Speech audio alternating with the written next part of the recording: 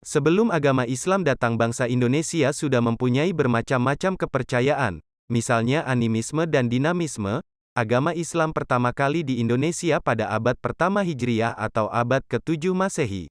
Dari catatan sejarah kerajaan Cina terdapat sejarah yang menyatakan bahwa pada masa dinasti Tang ada rencana penyerangan dari orang-orang Tasih, yang diperintah oleh Ratu Sima pada tahun 674 M, tetapi rencana tersebut gagal karena pemerintahan Ratu terlalu sulit untuk dikalahkan.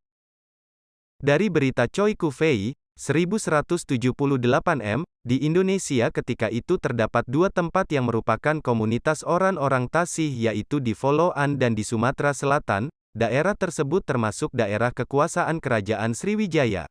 Menurut berita dari Jepang, diceritakan tentang perjalanan pendeta Kanshin ke Indonesia. Diceritakan pula bahwa ketika itu di pelabuhan Kantoen terdapat kapal-kapal Pose dan Tasih Kuo.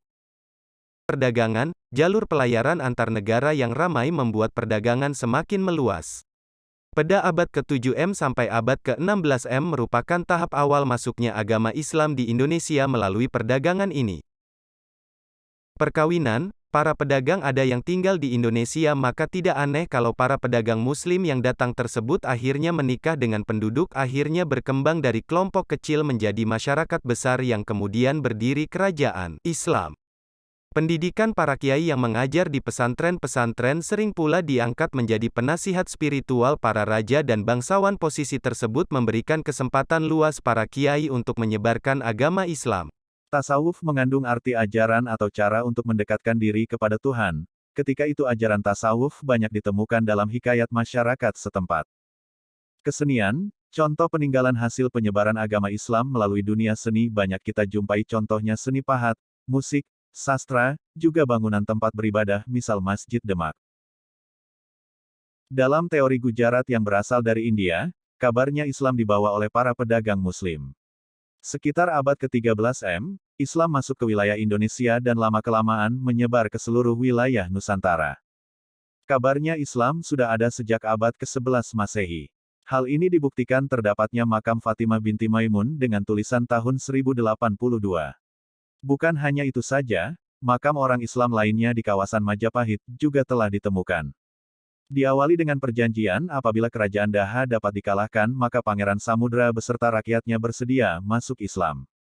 Ternyata berkat bantuan tentara Demak, Pangeran Tumenggung dan kerajaan Daha dapat ditundukkan sesuai dengan perjanjian. Akhirnya Raja Banjar, Pangeran Samudra beserta segenap rakyatnya masuk Islam dan bergelar Sultan Suryamula. Di Sulawesi dan Maluku, pengaruh agama Islam juga tersebar dengan jalan damai dan tanpa kekerasan. Proses penyebaran yang baik ini terkait erat dengan adanya jalur hubungan perdagangan dan pelayaran internasional di Malaka, Jawa, dan Maluku. Dalam bidang arsitektur yang sangat jelas ialah bangunan masjid. Wali Songo banyak yang mendirikan masjid dengan memadukan etnik budaya. Para wali, ulama, mubalik membangun keharmonisan antara budaya lama dengan ajaran Islam. Seperti halnya wayang, yang merupakan tradisi lama. Adat istiadat atau disebut juga dengan kebiasaan. Kebiasaan masyarakat Indonesia banyak terpengaruh oleh ajaran Islam. Ketika kerajaan Islam mencapai kejayaan, banyak unsur politik yang berpegang dengan ajaran Islam. Misalnya tentang konsep Khalifatullah fil Ardi dan Zilullah fi Ardi.